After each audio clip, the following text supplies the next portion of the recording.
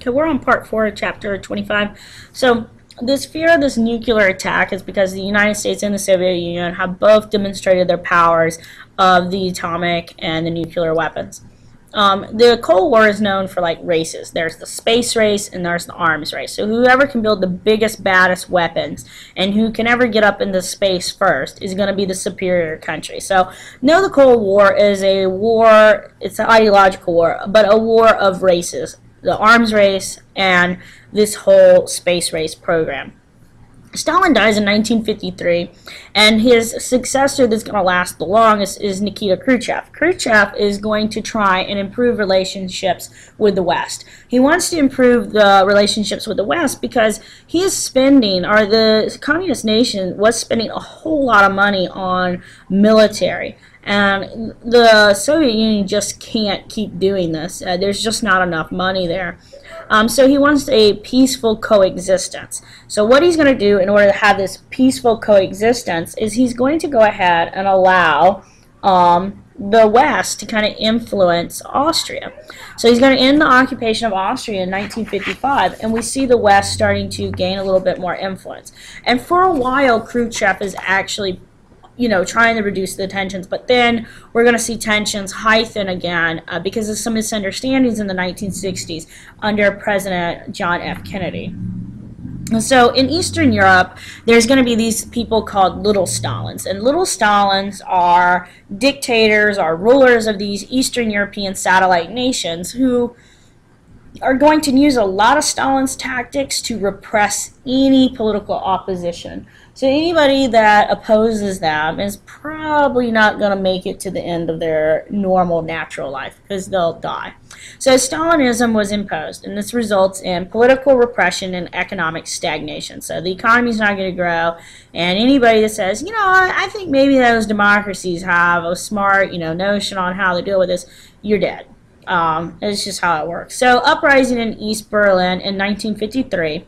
So the East Berliners are looking over there at the West and like, they got a lot of stuff that we'd like to have. And because they're starting to voice that, they lead a little uprising, and that's going to get squished. And then there's protests in Poland in 1956 as well. And so what you're going to start seeing is some of these countries are going to have a little bit of a change. One of the biggest things that these little Stalinists do is they try and adopt that economic policy of Stalin's. They want a 5-year heavy industry plan. They're not really interested in doing like consumer goods or collectivization of agriculture, no nationalization of industry. So you're going to see a little bit of a difference kind of developing. But they do eliminate all political opposition. They will use the secret police just like Stalin did. So some of these people who do a lot of these protests, particularly in Poland, they fear that the Soviet Union is trying to reestablish a Romanov dynasty approach to ruling, which was pretty repressive. And so because the Polish people are upset about this, they are going to have some revolts, and eventually they will get some reforms. Poland is going to agree to stay in the Warsaw Pact and maintain communism, but it's got to maintain it in their viewpoint, their way of handling it. The Hungarian Revolution is going to start as well in October 1956. And so, again, students, this is what we've learned about all these revolutions. It's normally university students, so normally because in college people are pretty radical about their political beliefs, and you're young, you have a lot of energy, you got a lot of free time. I mean, you go to class, what else do? You study. So people just, I guess, decide they're going to become political and lead little revolutions. So these students protest, they riot actually, and it leads to a replacement of a very hardline Stalinist. And when they replace him, they're going to get someone else that's going to kind of ease up on things. And so what you're going to start seeing is that Hungary is going to be removed from the Warsaw Pact. Now, Kadar is going to come in, and Kadar is going to be the new leader because the Soviet Union what was going to happen in Hungary is going to be free elections, and these free elections would have, of course, removed Moscow's influence. So Moscow takes out Nagy, and when they take him out, they're going to go ahead and replace it with their guy. And Kadar is the butcher of Budapest. At least that's what his nickname is. So anytime you're called a butcher, it probably means you've killed thousands of people. So that's going to happen there. But what the Soviet Union is going to start looking at is this different roads to socialism. So the United States is going to protest Soviet repression, and they're promising to roll back communism, but they realize it could lead to nuclear war. So the U.S., with the brinkmanship, like they're threatening war to get the Soviet Union to back down and to try and stop spreading communism. In 1955, Khrushchev is going to tell Tito that there are different roads to socialism. So not everybody has to follow the Soviet model. I mean, you can follow your own model of socialism. There's a cultural exchange program that's going to start between the United States and the Soviet Union. So this is kind of ease some tensions between us. And it's really during this Eisenhower period that we're going to see a little bit of an easing of these tensions. So you get the Leningrad Ballet, you're going to get like the film West Side Story is going to play in Moscow. But why they're doing this is because we're starting to realize that maybe people are getting a little too upset, and maybe we're going to get into a big nuclear war. So people are going to start trying to back this thing down. So Khrushchev does come to the United States, but Eisenhower doesn't meet Khrushchev. Khrushchev walks around, he figures out what the West looks like. The other thing, though, the Soviet Union is doing at this time is they are going to test the intercontinental ballistic missiles, the ICBMs. And the ICBMs are going to be tested in August 1957. And this kind of confuses the United States because, at the same time, you're saying that you're not going to force Soviet repression, but then you're coming up with intercontinental, which means it goes across continents and means it could come across to the United States. You're coming up with these kind of missiles, but at the same time, you're telling us that you are going to roll back communism. You're not going to continue trying to spread communism. So you say one thing, but you're doing another. So the U.S. is getting a little confused, and this is why it kind of gives us this confusion period in 57, and this is why what we'll see with Khrushchev is he's going to turn his attention to the problem of East Berlin and West Berlin. So we're going to start to see this division again in Germany. So we get rivalry in the Third World. So the early 1960s, Khrushchev said he would support national liberation movements. So he's going to support anybody that would go ahead and like to go ahead and have this nice revolution, this communist revolution. So he will support Castro in Cuba and Nauru. So the Cuban Missile Crisis is going to start. What happens is Fidel Castro has led a communist revolution in Cuba. Now, a long time ago with the Spanish-American War, remember back, the United States got Cuba to be free, but they had to sign certain agreements like the Platt and the Teller Amendments, ensuring U.S. dominance over the island of Cuba. The reason why the U.S. does it is because there's only a 90-mile difference between Florida and Cuba, and that is just, that's not that big of a difference. So you don't want anybody hostile here in Cuba against you because they could just make a hop, skip, and a jump, and they're right there in Florida on U.S. soil. So the reason why the U.S. is going to get overthrown in Cuba is that the leaders of Cuba, who are U.S. backed, they're Democrats, they're backed by us, they're kind of corrupt.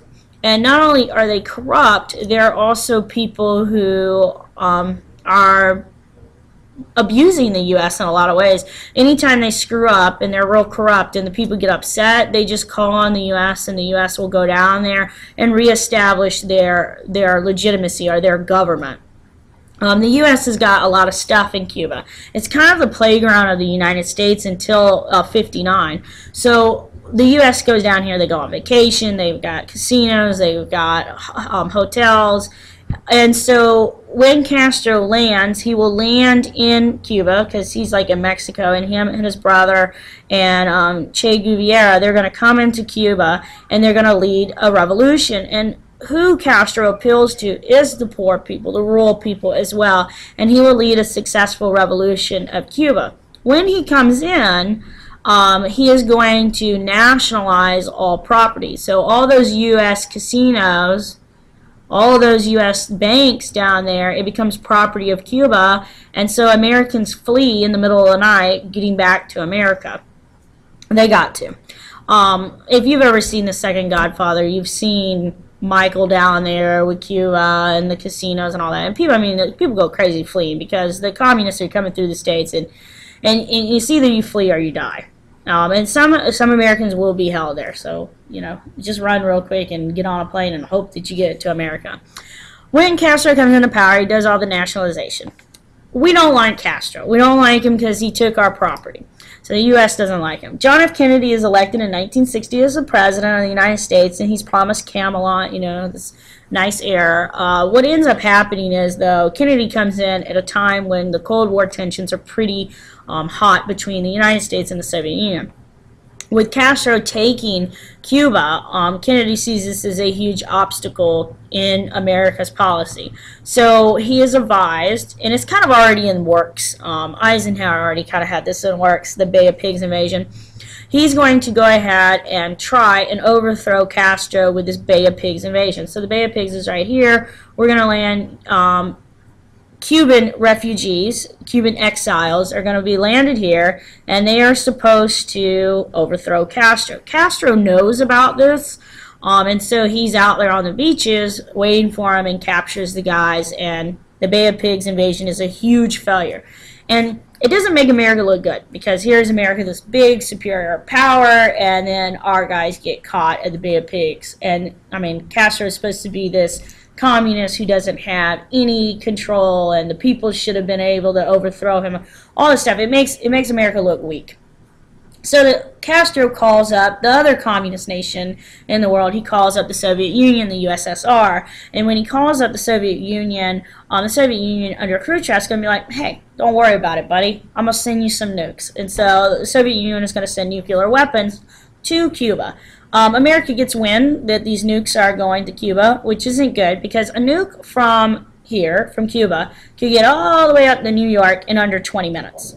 So you would not be able to evacuate New York City by the time the thing actually launched. I mean, think about New York City and trying to evacuate in 20 minutes or less, and trying to cover the distance to where you would need to go to get away from the nuke and the fallout. You never make it. So you just, you know, kiss your loved one, say goodbye. So we're very scared of nukes being in Cuba, and Castro is not someone that, you know, is going to play around. This guy's a militant communist leader, and he does not like America, and so we just feel like this is going to be scary. So John F. Kennedy's approach to this is sending the Navy to blockade Cuba. So we're just going to circle the island of Cuba like sharks with our U.S. Navy destroyers. Block it, block it, block it, destroy it. And what's going to happen is those ships, those Navy ships, are going to meet up with some Soviet ships, and we're just going to stare each other down and see who moves first, who flinches. So we are playing chicken with nukes. And so Kennedy has promised, I will nuke you if you put a nuke in Cuba. And so eventually Khrushchev will back down. And so the Soviet Union backs down, and they will remove their nukes. Now, in exchange for us removing, or in exchange for the Soviet Union removing their nukes from Cuba, the Kennedy administration is going to pledge not to invade Cuba anymore, and it also is going to remove nukes from Turkey. And Turkey is pretty close to the Soviet Union, it's its neighbor. So we're going to remove our nukes from the Soviet Union, from Turkey, so the Soviet Union is not intimidated anymore, and the Soviet Union will remove their nukes from our backyard. And these are private, secret agreements. So in the aftermath, there's going to be a hotline that's going to be established between Washington, D.C., and Moscow, between the Soviet Union. Here's what the Cuban Missile Crisis looks like. You see all these nice missiles. They could easily get up here in no time. And so that's why people are very worried about this. Kennedy has a real rough time as the president because of this whole Cuba Bay of Pigs invasion failure and the Cuban Missile Crisis. So if you look at this political cartoon, it's Kennedy and it's Khrushchev. This is Kennedy, pretty boy. And here's Khrushchev, who's bald and sweating. And here's this monster that is the nuclear war. So let's get a lock for this thing. And so they're trying to ease tensions, but it kind of happens late in the Kennedy administration, and by a certain point Kennedy's trying to get reelected, and that's when he is killed in Dallas.